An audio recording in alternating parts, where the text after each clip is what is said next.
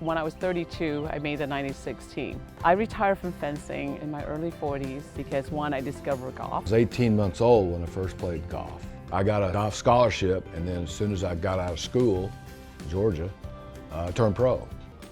First time ever I hit a driver, and it made this glorious noise, pop, and my ball just flew out there. It took my heart with it. She jumps in with both feet, everything she does. That's an understatement. I knew, just like fencing, I needed a teacher to show me the right way to do things. I was the golf professional at a driving range. So that's where I found Jeff. He was an instructor. Hi, welcome back to the channel. Nikita and Jeff are officially 1 month down on their vegan journey, which means it is time to hear more about their backstory. I want to know how a guy from Atlanta, Georgia, ended up married to a woman from Vietnam. I have so many questions for our subjects. he means the talent. Yeah, you know, how'd they meet, where they got married, those kinds of things. That's fine, but let's just ask later at Nikita's birthday party. Keep it simple. I don't even know who you're talking to right now. Neither do I.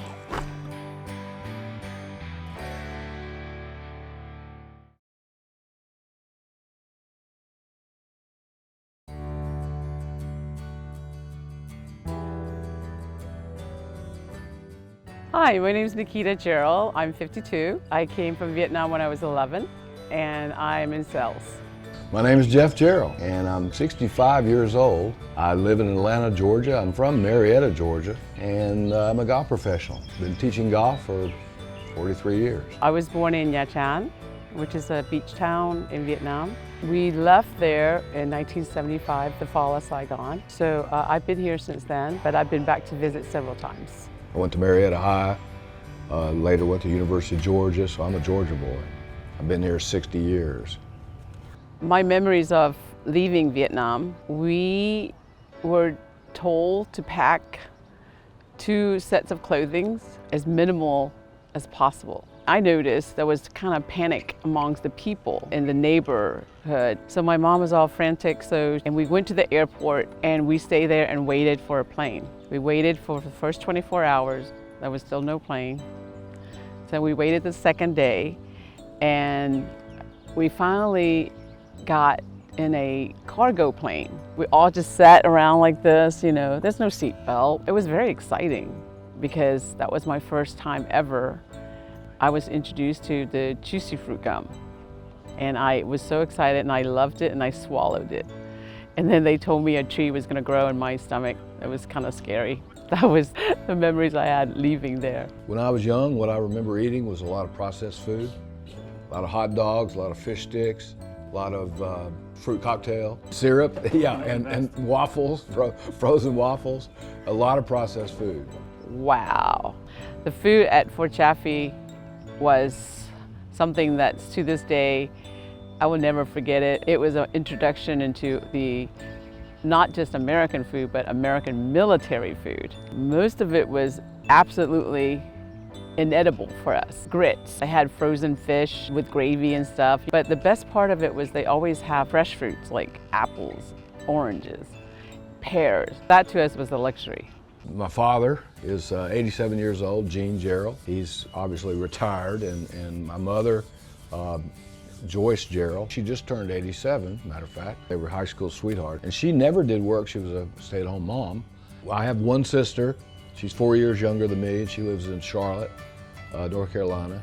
That's how small my family is. Our family was sponsored by a doctor in Decatur. My mom volunteered for Dr. Newberry.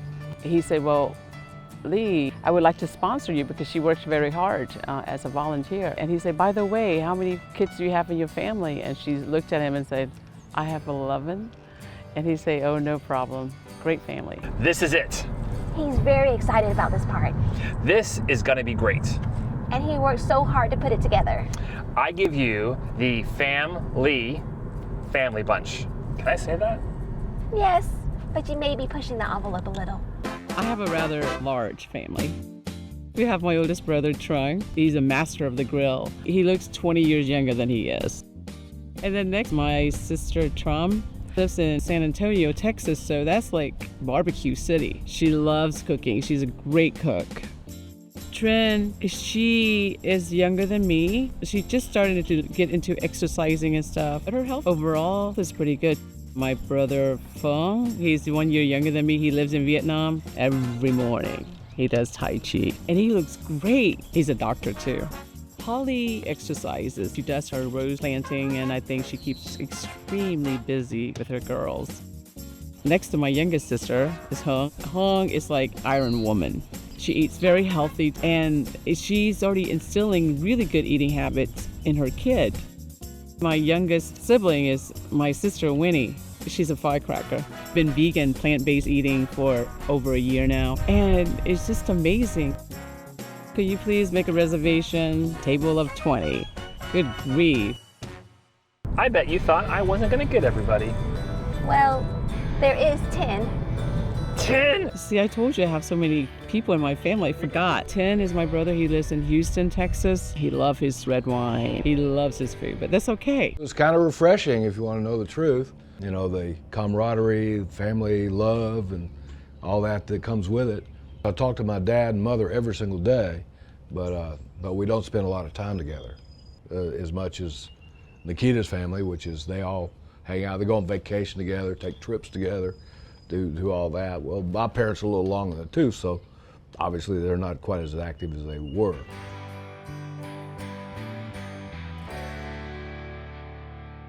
I remember my brother Trung, he took me to his fencing class and I thought everyone looked so stupid, looked easy. So I just wanted an easy class. I'm 5'2", it's not like I can do basketball or anything like that. They had a sign that says, fencing team tryouts, no experience necessary. That's what caught my attention. After the first week, we had to run like a 1.2 miles.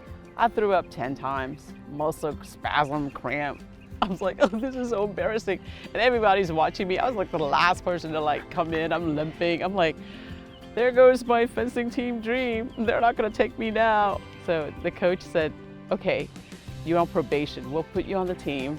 I said, why, coach? I ran horrible. He's like, you have the longest long jump. I was like, wow, froggy me. Who would have thunk? Oh, that's a good one. I was 18 months old when I first played golf, which is kind of unbelievable, but back then in the 50s, you didn't have but one car. So my mother, if she needed the car, would drive my dad to work. And of course, then you gotta pick him up. So we would play number 1 and then play number 9. And if it wasn't ready, then we'd play 1 and 9 again. So I was out there playing golf as a toddler, and I never stopped.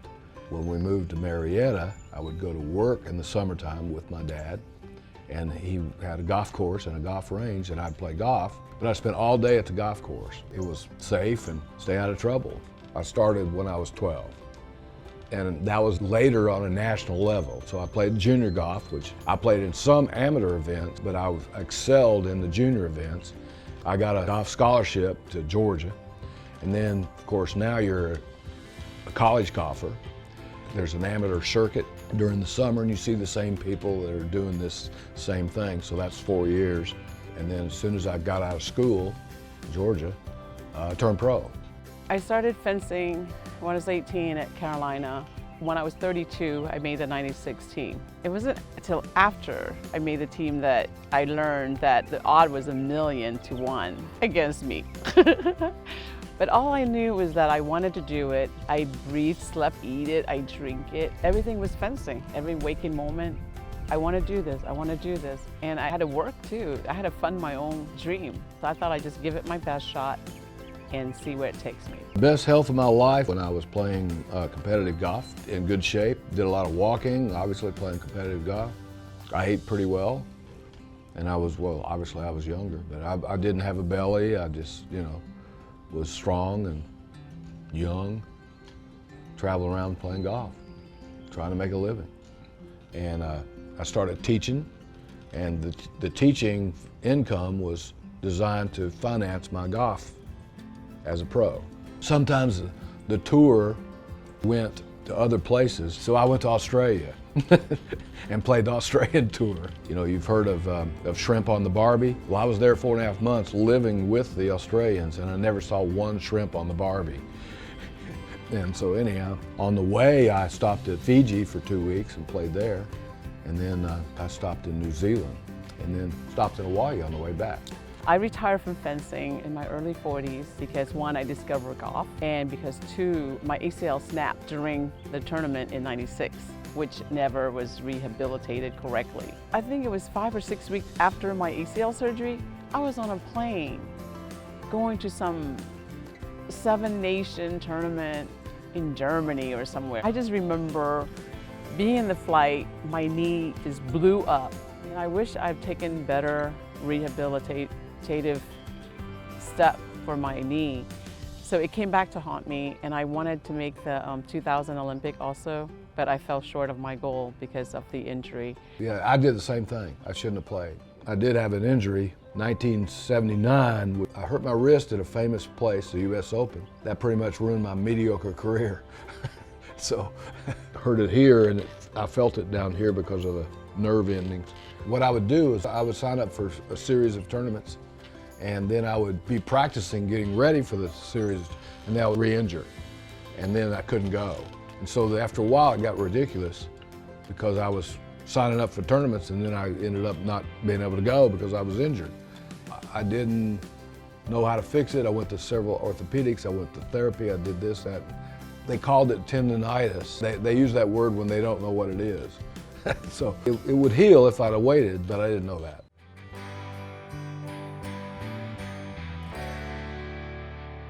I first discovered golf. So Don-san, he's the owner of the sushi bar.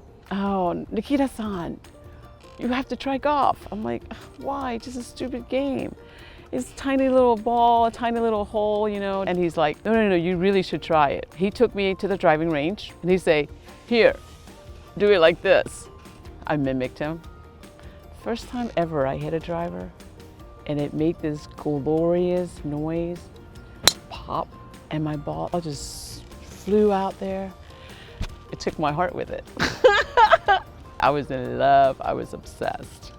I became a golf monster at that very moment. I knew, just like fencing, I needed a teacher to show me the right way to do things before really bad habits comes. There's a golf range nearby. So that's where I found Jeff. He was an instructor. Like there's 3 stories, his, hers, and then the truth.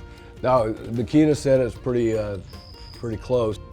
I was the golf professional at a driving range, and so Nikita was our famous, the Asian girl that showed up. Nobody, is she Hawaiian? Is she Thai? Is she Filipino? You know, the 2 guys that worked for me knew her, but didn't know her other than the fact that she bought a lot of golf balls.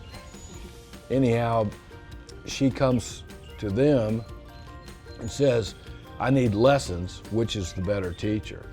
And they said, Jeff. She came in to take her lesson and she wasn't sure which one was Jeff. So she said, are you Tim or Jeff? I said, I'm Jeff. I said, what is your name? She wrote it down, NHI. And I said, is that Nye? She says, my name's Nikita. I said, good. I didn't know how to pronounce it. NHI anyhow. And I remember going, just tell me what to do. Tell me how to be a great golfer. Because he likes to talk. And I didn't realize at the time, like he was just flirting with me, so he was talking a lot. But I was like, shut up, please. Just teach me how to play. And so we started the relationship of teacher-student. And she bought a lot of lessons. We spent a lot of time together. And we ended up having a dinner together. She found out I liked sushi. And we knew the common sushi guy, which is Don-san. She says, oh, I've been eating there for 20 years. She says, I'll buy your dinner. Meet me there. So I met her there. And we talked for 3 hours. And she paid for it. It wasn't supposed to be a date. It was just, we were talking at one point when he was giving me a lesson, and I learned that he goes to bed at 4 o'clock. So I was like, no, let me show you how the other people live. So I took him to Don-san's sushi bar. So we met up there and we sat there for 3 hours and talked. And that was the first non-date. She jumps in with both feet, everything she does. That's an understatement. And she was not very good. She had spent 4 months on her own, and I had to overcome those mistakes and get her good. She's a 6 index now, which is a single-digit woman, is very rare. The average index for women is 23, and she's a 6. She's club champion several times at several clubs. And she even plays usually the senior tees or even the members tees. She gives me lessons now. Who is the better golfer, me or my husband? I would say we started with Jeff giving me strokes, but now I'm giving him strokes. That's all I need to say. My game has deteriorated and hers got better.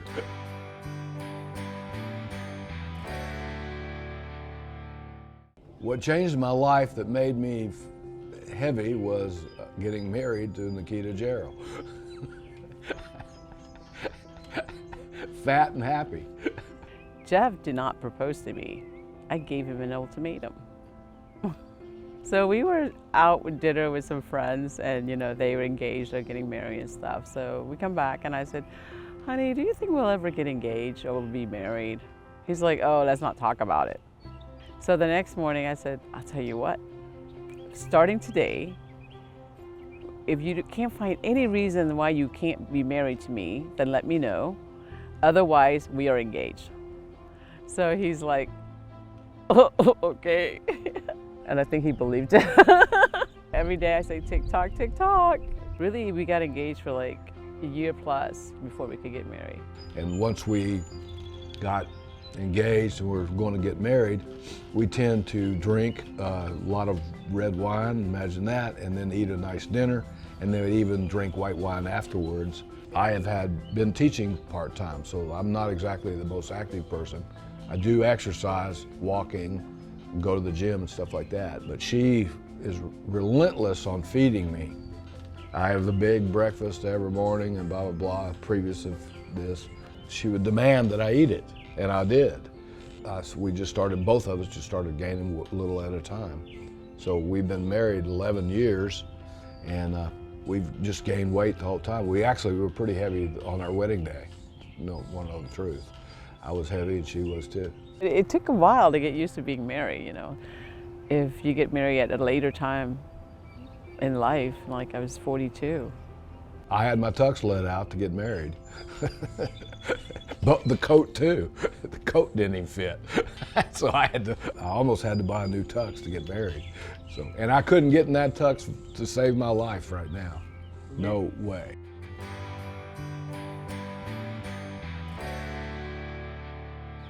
We've been on diet like yo-yo for a long time now. Okay, we have all these crazy diet. Okay, so we like no drinking for 1 month. That was a bad diet. It was really bad diet. And then we thought, okay, no eating carbs at all. That was still not a really good diet. We were going to go to Vietnam. When you're an American in Vietnam with a big belly, you stand out. Women rubbed my belly while I was over there a previous time. Just strangers come up and rub my belly. I said, whoa. So I knew I was going to go, so I didn't want to go fat. So I read about the paleo diet, and I kind of liked the paleo diet. And so it worked. I lost 25 pounds, but I gained it right back as soon as I got off the diet. And then we're like, okay, no eating after 6 o'clock. That didn't really work. It was just back and forth, and then it seems like we kind of give in to whatever our desires are for eating. Well, I wasn't terrible at eating all my life because I was trained that way. Eat everything on your plate, because we couldn't leave the table until everything was gone, whether you liked it or not. That was the rule in our house. You had to finish it, whatever it was. I don't like peas. Well, it doesn't matter. You're going to eat them. They better be gone. I think that's one of the reasons why I'm an adventurous eater. I don't snub anything. I eat everything. Quite frankly, that actually helps in the vegan, if you ask me, because I can think of stuff that some other people wouldn't think of. Come to find out, he's even more an adventurous eater than I am. He'll eat anything, really. I really want to change what I've been eating. I want to get healthy and And I love eating this stuff. And for me, I can see the result already in 30 days. That's crazy. I'm vegan because of my crazy brother and sister-in-law. They made me an offer I couldn't refuse. And my wife jumped on it big time because she's been trying to lose weight and she needs to lose weight. She has high blood pressure, I do too. She's pre-diabetic, I'm pre-diabetic, so this is getting serious. And so anyhow, I'm along the ride with her. Of course I'm along the ride with her because that's what I married. I didn't marry to go against her, And so anyhow, that's how I became a vegan. I think I love them even more now. What's not to love? Plus, you got to learn a little bit more about Nikita and Jeff. Yep, and next week, we're gonna continue with their vegan journey. So please, join us for that. Thank you so much also for liking and subscribing. You guys are the best. Thank you so much for the support, and we will see you all next week. I think we got it. Let's do it one more time.